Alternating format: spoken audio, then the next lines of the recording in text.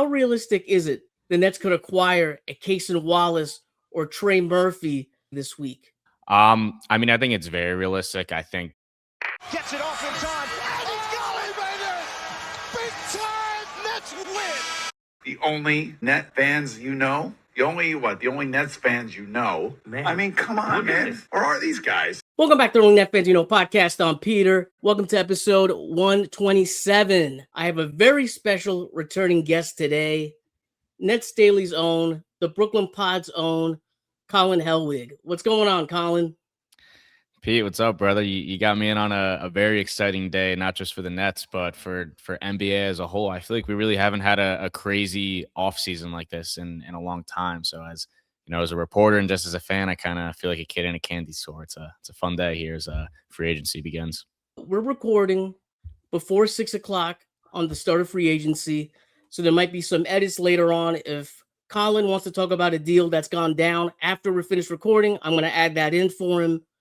But where I wanted to start this media narrative that the Nets got killed for not taking Acuff, I kind of don't understand it. Am I a little paranoid with this, or are you seeing this too? Yeah, I think it's very telling. You know, I mean, it's one thing if you really like Darius Acuff. You know, he was a great prospect. Mikel was a great prospect, but the way in which people seem to talk about Acuff, like what did Stephen A. Smith said? He said that he's box office. Box office to me, like you're not talking about the guy shooting, you're not talking about his passing. That's a word that you used to describe someone who you've seen his highlight reels. Like you don't watch him play, you don't watch Arkansas, you don't know anything about John Calipari. You haven't watched the Brooklyn Nets too. And if you haven't watched the Brooklyn Nets, hey, I don't blame you. They were not a fun team to watch last year. We all know that. The Nets are an easy punching bag to jump on right now. And if you can, fire up some people, why wouldn't you do that right now? And it's an easy avenue. There's not a lot of people to defend the pick, but you hit the nail on the head, what you said before. I mean, these were guys who were projected one pick right after each other. And, Brian Windhorst, Stephen A.'s colleague, said, after draft night, this is going to be like an inflection point or something like that, where, someone's either going to say you went wrong or you went right. If you're saying that on draft night, then that is just a great indicator of, hey, these are two great players where, it could have gone either way. No one really knew which is going to be the better player. And I mean, they're both 19-year-olds. I think if you're definitively saying that one guy is better than the other guy at the age of 19 on draft night, and I doubt a lot of these people watched a whole lot of college ball, I think that, you're trying too hard to make a strong take about something that, we just don't know yet. I talked to you behind the scenes a little bit about the draft, but for my people that haven't seen your podcast, the Brooklyn Pod, and gotten your take on the draft overall, just very quickly, what's your take on it? I think you said that you liked the picks. Yeah, no, I liked Mikel a lot. And, I'll say it, like I have not had the time to watch a whole lot of college basketball because I'm a beat writer for the Brooklyn Nets, but I talk to a lot of people, and I know some guys who have coached in the college game, some guys who have, I talked to the No Ceilings guys. We had a lot of the guys on the Brooklyn Pod who, didn't just watch, beat writers who watch, Keaton Wagler all year, or Acuff all year, or Mikel all year. They really focus on these guys, and, abundance of people I talked to told me that Mikel was the right pick for Brooklyn. He does so many different things. I know there's the back, there's the injury scare, but he's looked good since. Corey from No Ceilings told me that he was giving his mom a piggyback, on the way to their film session together. I was very pleased with the pick, and I'm not just saying go Nets, because I did not like their draft last year, and I was very vocal about that. And I don't think it's again, I'm talking about 19-year-olds. These guys are only 20, so who knows? The jury's still out on them. But I to bring it back to your question though, I liked it a lot. I think Mikel's a great player. He can do so many different things. He's got size. He can shoot the ball from anywhere. Seems to be a really confident kid, which is something that I like. I've always growing up, I've liked my athletes, the ones that I root for, to be confident in themselves, and just seems like a good kid too. And those things matter. And especially in the Brooklyn Nets organization. I want to kind of move this on just a little bit. Julius Randle trade goes down. I think it's pretty receptive between Nets fans. But one aspect that's not being talked about is Micheal Porter Jr. He's going to be a free agent after this upcoming season. And I'm thinking to myself, does the Randle trade kind of affect the Nets extending Micheal Porter Jr.? I don't know if it affects it directly, but I think you're onto something by maybe thinking that may be more probable because, I mean, Pete, we've been on our phones all day and the Nets have all this cap space and there hasn't been much. I mean, I don't know if we're going to talk about free agents really in a bit, but, for the reasons you said too, timeline wise, if you're going to try to win this year, try to do something, raise your floor, the words we keep hearing, then a guy like Micheal Porter Jr. is needed for that. Obviously, they could trade Micheal Porter Jr. in this scenario. I'm assuming that they're going to keep him. And I'm saying if you're going to keep Micheal Porter Jr., you'd probably extend him. And I think you nailed it. I don't know what the numbers are going to look like when the cap numbers are all said and done after free agency and if they make any more moves.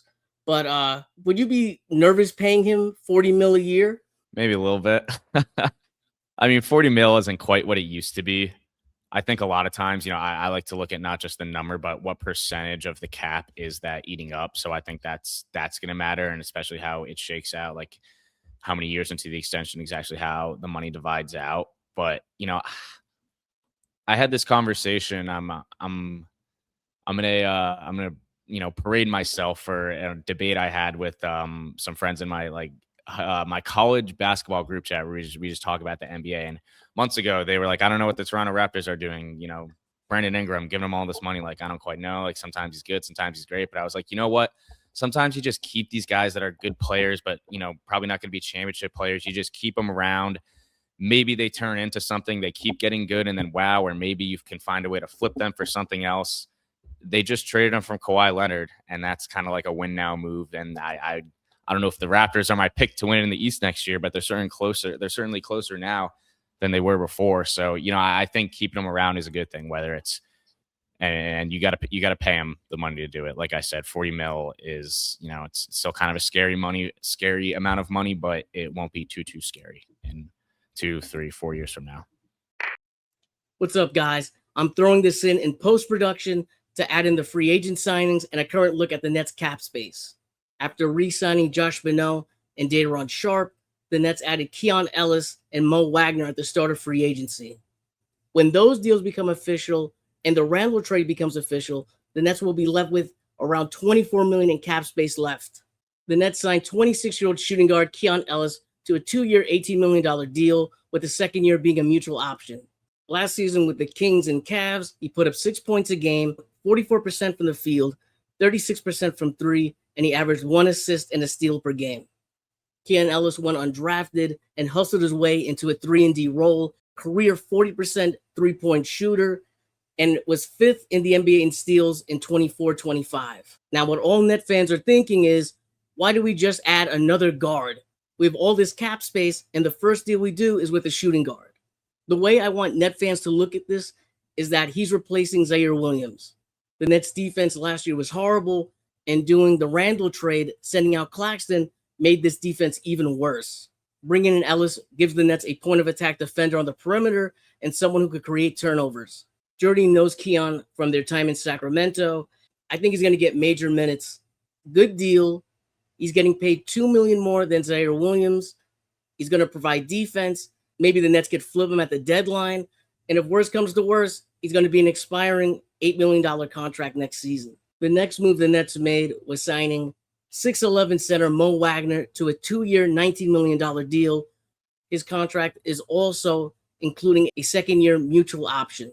Wagner's coming off that ACL tear that made him miss most of the season. He did play 36 games last year, averaging only 11 minutes per game. He averaged 6 points a game, shooting 42% from the field, 31% from three, and 3 rebounds. He's not the rim protector Nets fans were hoping for, but he does bring physicality, and he does space the floor. In a part of the episode that I cut out, Collin talked about the Nets needing a rim protector, but he also added this that I think is very relevant when it comes to the Mo Wagner signing. The center position is such an odd position. There's no other position where we see bigs. I mean, look at the Knicks, for example. Karl-Anthony Towns and Mitchell Robinson are just about as totally different players as you could see, but they both play the same position. There's no other position in the NBA that's really like that, where we see this disparity between guys who play the same position. I think that's kind of what you need to do to succeed in the league today. It's not so much about talents, about having, different looks you can throw at different teams and play chess like that. So I think you don't want a guy who, you're trading like a rook for another rook. You want something else in there that can, someone who can stretch the floor, someone who can space things. Somebody would do something. The Keon Ellis and Mo Wagner contracts come with a second-year mutual opt-in option. There's a very rarely used clause that allows the second year of the contract to become fully guaranteed if one party, either the player or the Nets, decide to opt in. The only way the second year becomes voided is if both parties decline to use the opt-in option. I guess these are the two biggest targets that the Nets have been linked to so far. We have Trey Murphy out of New Orleans, 6'8", small forward, 26 years old. He has 3 years, $87 million left on his contract, put up 21 points per game last season. Total Sean Marks fit.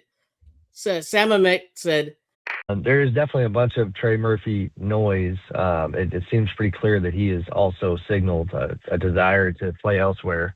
And the market is going to be pretty robust. As of, I don't know how many, it was a few days back, but, on the Warriors side, my understanding was they did not see themselves as being in the mix. Brooklyn and the Clippers were mentioned as teams that were out front in that race. New Orleans supposedly wants 3 first-round picks, and they've been offered 2 first-round picks, and they're holding out for a third. What do you think about that? I see the fit here. I really do. Yeah, he's a great player, and I think that's roughly around 20-30ish million per year, which isn't too much in today's day and age. I think it's kind of like a Micheal Bridges situation a couple years ago, where it was not only are you getting this player who can play and just fit into any winning lineup immediately, but he's not going to totally handcuff you from a financing perspective. So I'd be curious what the Nets would. I mean, they can take back more salary then because they have the cap space, but who would they need to send out if it would just be those picks, or if it would be more? I think, guys like Day'Ron Sharpe, I'm really excited to see what what he looks like as a starting big. He's been great in a bench sample size, so this is a really exciting experiment. And, he's also just an exciting young player. So if he was someone that someone wanted back in a Trey Murphy deal and 3 first-round picks, I get a little bit hesitant there. But, if the price is right, absolutely. I'm a little hesitant to put in 3 first-rounders. Obviously, the Nets' unprotected first-round picks, that they own themselves are more valuable than some of the other ones they may have. So I don't know if they mix around like that. But I'm going to throw something at you right now from Brian Lewis. The Nets are interested in Cason Wallace. 22 years old, all-defensive team. A lot of people saying, why would they make him available? And that's a great question. Obviously, they have a lot of cap situations going on. Chet Holmgren's $40 million contract kicks in. Jalen Williams' $40 million contract kicks in. They have, I think, like 8 guards. They have SGA, Caruso, Dort, who might get traded, Mitchell, Topic, McCain. I look at all that. I see them with no room, but I can't see them keeping this guy for like 30, 40 million a year or whatever it's going to cost. I can't see them paying. Nets need a defender. They could use a young talent. What do you think about that fit? And after this, I'm gonna throw a mock trade at you, and I want to see what you think about it. No, I mean, he's such a Jordy player. Jordy talks about ball pressure more than anyone I know, and so and that's just like the first attribute that comes to mind when you talk about Cason Wallace. And yeah, I don't think the Thunder wanted to trade. Who did they traded Wiggins, the couple of Isaiah Joe. If those guys, I think they probably could have gotten more than just 2 second-round picks or whatever it was if they traded them in the regular season. They didn't want to trade these guys. They had to trade these guys because, they wouldn't have been able to afford them, and it gets tight. And, again, like these young players, they can't stay on rookie contracts forever. So it's kind of just how, the cookie has to crumble. I think it depends on the Nets come at it from a leverage situation. It sounds like, these guys getting these already like exports from the Thunder, they didn't have to shell out much. So I don't know how much the Nets would have to shell out for Cason Wallace. I think it's definitely it would be a great deal for them. Again, like I just said, the track record with how it doesn't seem like the Thunder are now. Cason Wallace is a much better player than Wiggins, but at the same time, they're clearly feeling that pressure already. That the cap is coming and things are going to get tighter. So I could totally see it. I would go as far as to say that someone who says that you're crazy for thinking that that's crazy is crazy, because I think he makes more sense for the Nets than really anyone else we've talked about so far. I was going to say that exactly. And before I throw the mock trade at you, Cason Wallace is making around $7 million this year and he's going to be a restricted free agent the following season. This is my trade. Drake Powell is going to be the only player going to Oklahoma City. And the reason for that is they already have a lot of guards, so they probably don't want to add another one. They're going to miss his defense. Maybe Drake Powell can provide a couple of minutes, giving some good defense. And the picks involved, 2027 first, the worst of the Houston swap and the Knicks pick, 29 our pick, 32 Denver, and then I'm going to give them 2 second rounders. In 28 Memphis and 32 Denver. So I'm giving up a lot. I'm giving up a lot here. I know I'm going to get killed.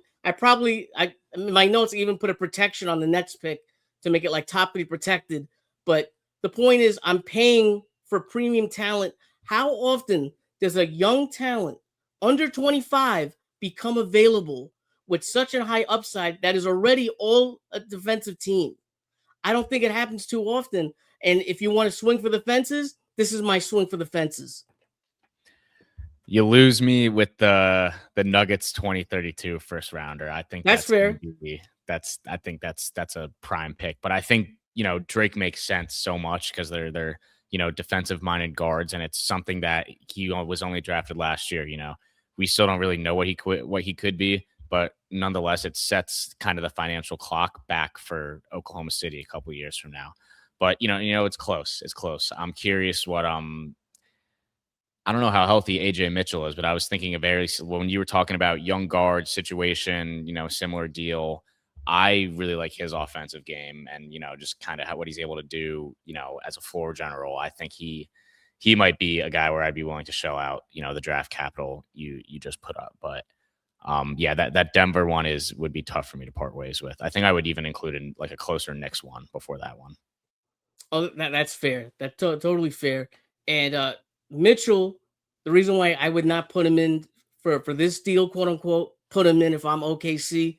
Obviously, we mentioned the big contracts that they're dealing with. He still has 2 years. I think he's making like under $3 million. So I feel like you kind of, you push that off a little bit. And you got this guy, Cason Wallace, who's about to be a free agent a lot sooner.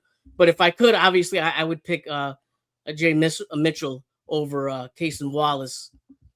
But to kind of sum up all these guys that we talked about, how realistic is it the Nets could acquire a Cason Wallace or Trey Murphy in free agency this week? I think it's very realistic. I think, we already saw it with the Julius Randle trade and even like a little bit last year, except it was more about them kind of getting draft capital than getting ceiling raising players. The Nets seem to be more interested in, using their cap space with trades. And, I think it's a lot. It's like, if you really want a player, and because everyone is so cap conscious right now, look at the Minnesota Timberwolves. Like, if the Nets wanted Julius Randle, they can go to them and say, if they want a player like Julius Randle, you can go to the Timberwolves and say, here, let me help you out. And, you also get like a first round pick and what we'll get you off this. And, we're okay with paying him that because we have all this cap space. So let me go get the guy that I want instead of scavenging the free agent market and looking at, how much does this guy think he's worth? And now I got to deal with his agent. And what if we also want to sign this person? Now we're being cap conscious and we got to do all this like shifting around. It's a lot easier to just help someone else make the math work. And then you can also maybe get something for yourself. If they're, again, this is a team that's coming at it from the mind where they're saying, this is like a salary dump kind of thing. I compared the Julius Randle trade to the DeMarre Carroll trade from ages ago where, he was a good player, but then started to get older. It seemed to the point where he was probably making more money than he should have. The Nets were like, we could use a guy like this who is still a good player. And, he's not an all-star or anything. He might be getting paid like he's an all-star, but, we can afford to give him that money because we are filled with young players who are paid on rookie contracts. It makes more sense for us. So if you want that guy, you can go out and get him and maybe get other things. It just makes more sense, with how everyone is so buttoned up and, scared of the second apron right now. Give me your Nets starting 5 game 1 next season. All right. I want Mikel starting at the point guard. I was glad because the Nets have had a history of stuffing their rookies down on Long Island. I was glad that they, just let Yegor play from the jump last year, even if he didn't start. But yeah, I want Mikel starting, hopefully face of the franchise. Yegor at the 2.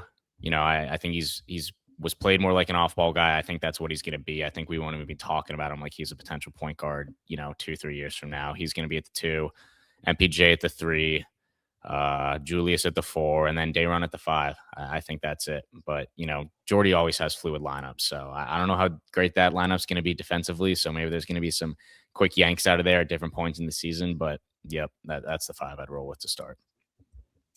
All right. That's pretty much what I was going to say, but that's not really sexy. So just for the fun of it, I'm going to throw this out. I'm going to have MBJ, point guard. Jaeger is going to be at the 2.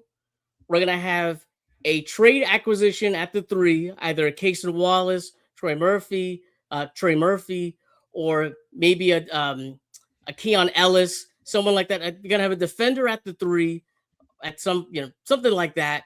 I'm going to have MPJ at the 4, and then I'm going to have Randle at the 5.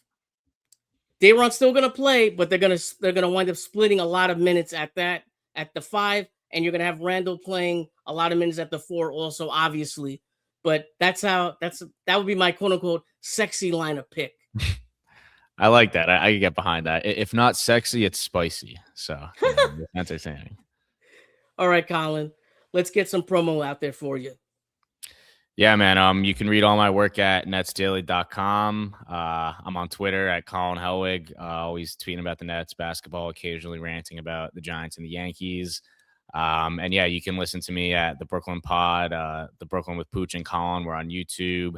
We post clips on TikTok, Instagram, and Twitter/X. So yeah, come check us out. Pete, thanks for having me on. Always a pleasure to chop it up with you, my friend. All right, guys, you're watching this on YouTube right now. If you enjoyed the episode, like, subscribe, all that good stuff. Have a good day. Have a good night. And let's go Nets. We're out.